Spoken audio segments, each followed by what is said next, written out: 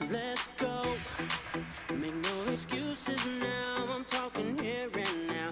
I'm talking here and now. Let's go.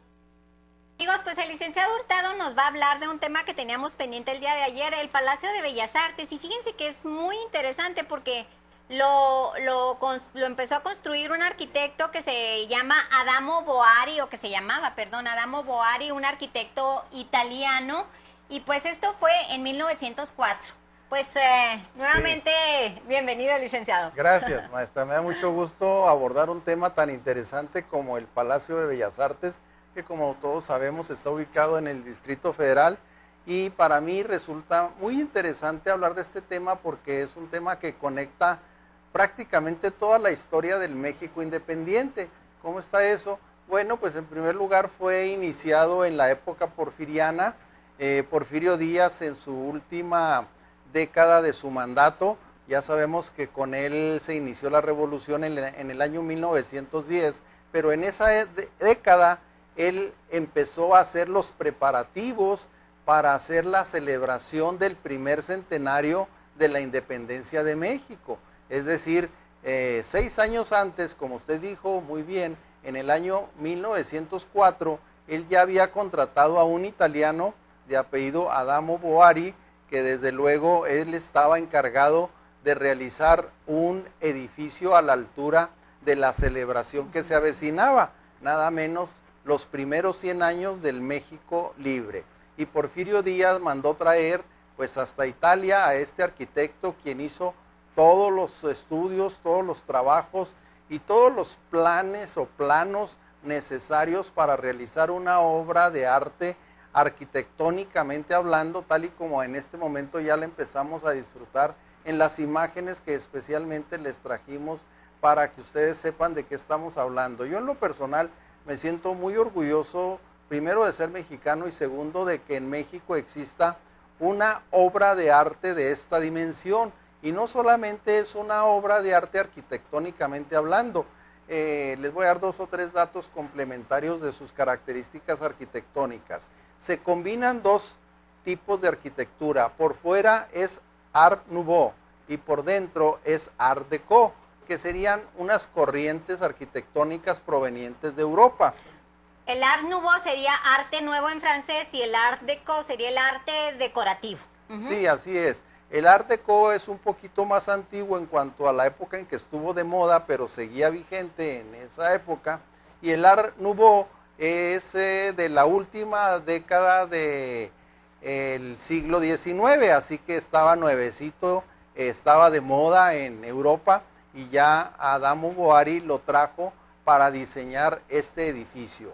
Quiero decir del Palacio de Bellas Artes que originalmente se pensó que se iba a hacer en 4 años para estar listo precisamente para las celebraciones del centenario. Sin embargo, pues por razones de presupuesto, por razones de lo complejo de la obra y también por razones de que se empezó a hundir el terreno. Recordemos que toda la Ciudad de México está hecha sobre un lago. Sobre el lago, exactamente. Entonces, pues las piezas arquitectónicas eran muy voluminosas y también muy pesadas, y se empezó a resentir ya un hundimiento que actualmente se puede apreciar.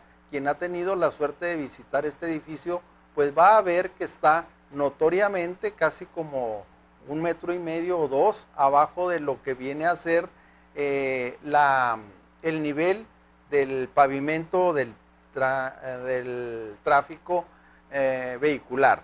Entonces esa razón hizo que se demorara. Pero vamos a entrar al palacio y vamos a hacer un recorrido. Les quiero decir que dentro de ese edificio hay 4 pisos. Claro que está el auditorio central o principal, que está considerado como un teatro lírico, es decir, un teatro donde lo que ahí se va a disfrutar es tanto la música como el canto en sus diversas variantes. Quiero decirles que a ese lugar han ido a presentarse las más grandes orquestas filarmónicas y sinfónicas de todo el mundo, y podría mencionar a las grandes capitales: la Orquesta Sinfónica de Nueva York, la de Londres, la de Madrid, en fin, todas las grandes orquestas han estado en este lugar. Recientemente este lugar se ha utilizado también para la presentación de artistas un poquito más populares. Desde hace 50 años se presentó Lola Beltrán y fue realmente un escándalo porque los intelectuales consideraban que no correspondía ese tipo de música con los fines de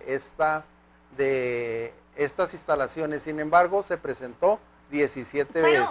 Fue remodelado hace poco con el otro presidente, con el presidente Calderón, ¿verdad? En la época de Felipe Calderón sufrió una remodelación que costó 700 millones de pesos y que podríamos calificarla como con un 5, porque hicieron muchas cosas buenas, pero también hicieron otras cosas muy malas, como por ejemplo rompieron en el interior con su autenticidad en el Art Deco que anteriormente hablábamos, y cambiaron unas puertas que tenían esa arquitectura por otras, dijéramos, modernas. Hicieron ya una mezcla de estilos que no corresponde. Otro de los errores que se cometió en esa remodelación fue que le quitaron el audio original. La sala originalmente era sonora natural, sin embargo, ellos al hacer las modificaciones, pues perdieron su sonoridad original y tuvieron que utilizar los nuevos sistemas de micrófonos, bocinas y electrónica,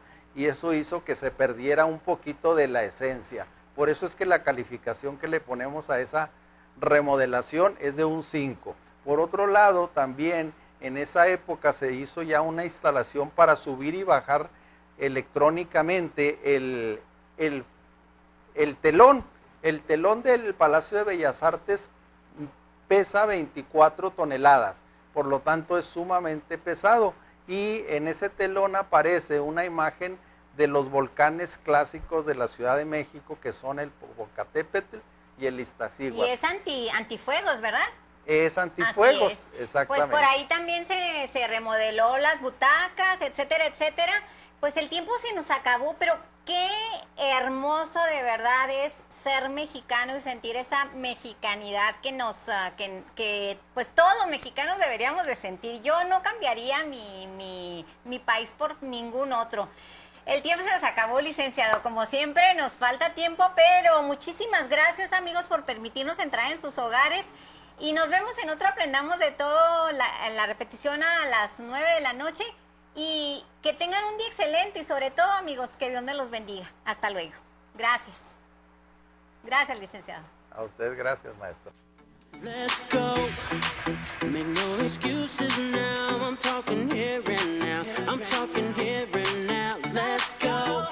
Your time is running out. I'm talking here and now. I'm talking here and now. It's